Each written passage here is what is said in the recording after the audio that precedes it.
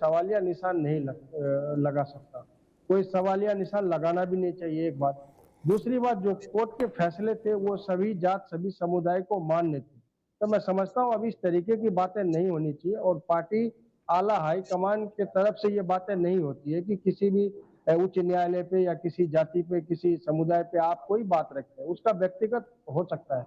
दूसरी बात, अगर सवाल रही जो देश में आजकल माहौल चल रहा है उस पर, तो आपको दिख रहा है कि किस तरीके से देश में माहौल चल रहा है, किस तरीके से आज भाईचारगी बिगड़ रही है, लोगों को आपस में लड़ाया जा रहा है, हिंदू को मुस्लिम से, शमशान को कब्रिस्तान से, हिंदुस्तान को पाकिस्तान से, किस मुन्ना खान तरीके की साहब, जलील आपके और पुराने बेवजह नेता, बातें आपके होती हैं। एक मिनट मुन्ना खान रुकिए, एक मिनट, आपके भूतपूर्व नेता, बड़े नेता, वो शहनवाज आलम नहीं, वो बड़े नेता थे, गुलाम नबी साहब, वो कह रहे हैं कि कोई दूसरा है ही नहीं भाई।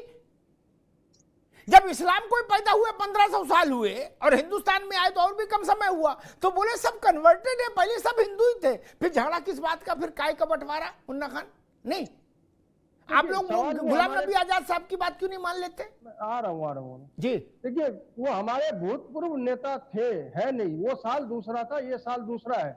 अभी वो बेरोजगार हैं, तो बेरोजगारों को कुछ ना कुछ रोजगार चाहिए, तो इसलिए वो बेवहियात की बातें अब वो छेड़ रहे हैं। बात यहाँ, अगर वो समझदारी की बात करते, 52 साल का उनका राजनीतिक करियर रहा है गुलाम नबी आजाद का, वो खुद एक्सेप्ट करें कि मैं 52 साल से राजनीति में हूँ, समाज सेवा में हूँ, तो उसे अभी समाज की बात करना चाहिए, समाज के हित की बात करना चाहिए, युवा के रोजगार की बात। मुन्ना खान, अभी रुकना होगा, मैं बाकी मेहमानों को भी बहस, अभी रुक जाओ भाई, बाकी मेहमानों को भी बहस मिल जाओ। ये कांग्रेस की बड़ी बीमारी है, हम बोलेंगे, दूसरा नहीं बोलेगा, दूसरा बोलेगा तो हम कहेंगे ये शमशान कब्रिस्तान कर रहे हैं, हम बोलेंगे तो हम कहेंगे कि हम अकलियत के हक में खड़े हैं।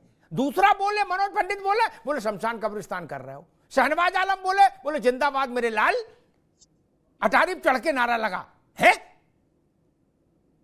बोले दूसरा यतीमा बोले देखो कम्युनल सांप्रदायिक लोग। ऐसे नहीं होता, इसीलिए 400 से 40 में आ गया मामला। अब बताओ, खैर, कांग्रेस ने कहा गुलाम नबी हमारे भूतपूर्व नेता थे। केशव प्रसाद मौर्य कह रहे हैं कि गुलाम नबी ने जो कुछ कहा उसका मतलब सरल भाषा में ये मौर्य जी बता रहे कि जो मुस्लिम हैं वो भूतपूर्व हिंदू हैं, और जो इस वक्त हिंदू हैं, मौर्य जी ने कहा वो अभूतपूर्व हिंदू हैं, चूंकि वो तलवार के आगे झुके नहीं। यतीमा, ये व्याख्या भी ठीक है फिर तो नहीं? वो कह रहे हैं वो भूतपूर्व हिंदू हैं, जैसे ये बता रहे गुलाम नबी साहब को भूतपूर्व नेता, वैसे ही केशव प्रसाद मौर्य कह रहे हैं कि भूतपूर्व हिंदू और अभूतपूर्व हिंदू हैं सब हिंदू। यतीमा, देखिए, ये तो सत्य है कि भारत को तलवारों के बल पे कन्वर्ट किया गया। इस इतिहास को कोई मिटा नहीं सकता और ये इतिहास रक्त रंजित इतिहास है। लेकिन अमिताभ जी, आज जो कुछ हो रहा है, आज जिस तरीके से कांग्रेस के नेता बयान दे रहे हैं राम मंदिर पर, या जिस तरीके की बातें की जा रही हैं, बात यह है कि ये लोग गली गली घूमकर देख चुके हैं, मंदिर मंदिर घूमकर देख चुके हैं। इन्हीं के नेता जनेऊ डालकर घूम रहे थे, उनको तो ये नकार नहीं सकते। और आज जब इन्हें ये लगा कि सनातनियों की नब्ज, सनातनियों की आत्मा कहीं और है, ज्ञानवापी पर जिस तरीके से सनातनी एकजुट होकर खड़े हुए, आज इनको डर लग रहा है। इसलिए इन्हें अयोध्या का जो फैसला है, तब ये कह रहे थे कि हम सुप्रीम कोर्ट को मानेंगे, सुप्रीम कोर्ट ही सर्वोच्च है और वो उसका जो फैसला आएगा वो हमें मान्य होगा। एक तरफ ये भी कहते हैं कि राजीव गांधी ने ताला खुलवाया, उसका श्रेय भी चाहिए। और आज जब इन्हें लग रहा है कि हिंदू तो साथ आएगा नहीं, तो नब्ज टटोल रहे हैं मुसलमानों की। तो ये कुछ नहीं है, इनको जनता नकार चुकी है।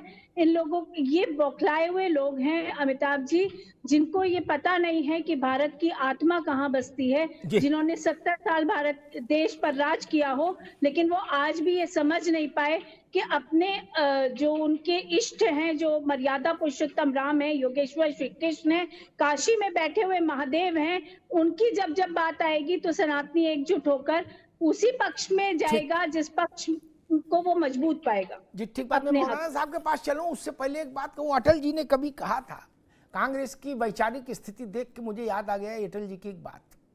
मौलाना साहब, उन्होंने कहा था कि बिरयानी और सेवई मिला के नहीं खाई जा सकती, अलग अलग खाई जा सकती है। क्या कांग्रेस ऐसा कुछ करना चाहती है क्या?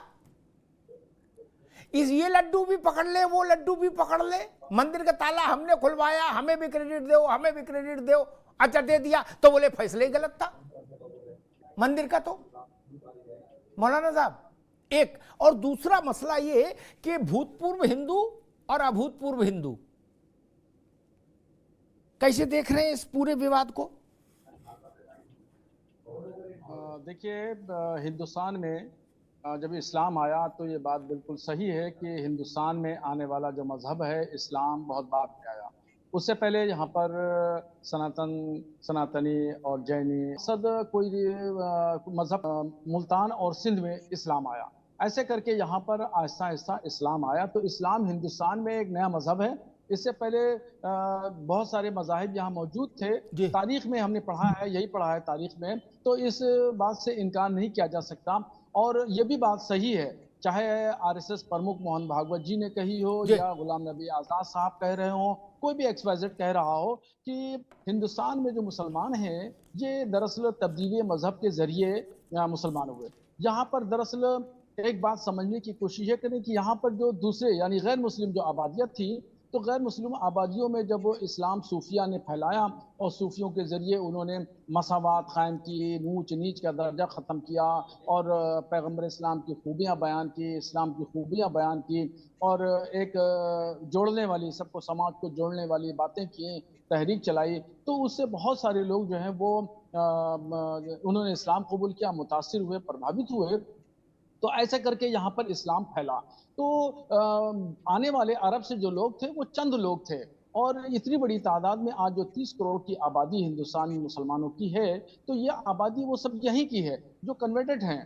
तो जो बड़े लोग कह रहे हैं, सियासी समाजी लोग कह रहे हैं, तो बात उनकी ठीक है, बात उनकी गैर मुनासिब नहीं है। ये तारीखी हकीकत है और तारीख में हमने इसको पढ़ा है। और एक तारीख में नहीं, जो इस तारीख इस्लाम का अगर मुताला करें या हिंदुस्तान में इस्लाम की आमद का पर लिखी गई जो किताबें हैं, मुर्रिखीन हैं, मुहक्किकीन हैं, जिन लोगों को लिखा है, अगर मुताला करेंगे, पढ़ेंगे, तो उसमें ये बात स्पष्ट तरीके से, वाज़ेह तरीके से ये मौजूद है कि हिंदुस्तान में इस्लाम नया मज़हब है और यहाँ पे जो मुसलमान हैं जो बड़ी तादाद में हैं, वो सब तब्दीली मज़हब के जरिए ठीक बात मौलाना साहब।